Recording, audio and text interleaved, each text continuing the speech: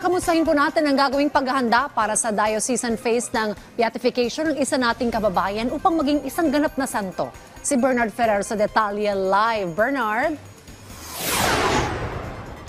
Dayan, nandito tayo ngayon sa Minor Basilica and Archdiocesan Shrine, Parish of St. Anne, Taguig, kung saan gaganapin ang diocesan phase para nga dito sa cause for beatification ni Lorena Calorin Franco ngayong araw.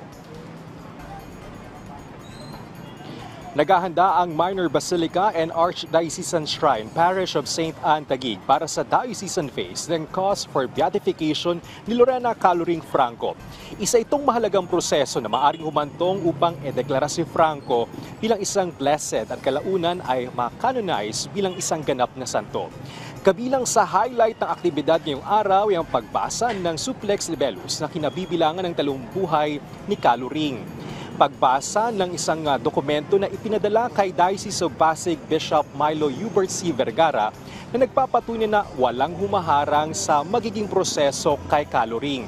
Gayon din ang proclamation of decree of the opening of the cause for beatification and canonization of the servant of God Lorena Calorin Franco at pagbuo ng tribunal. Si Calorin ay pinanganak noong July 4, 1936 sa Hagonoy, Taguig. Isa siyang katikista at laiko na inilaan ang kanyang sarili sa paglilingkod sa may hirap at marginalized sa Taguig.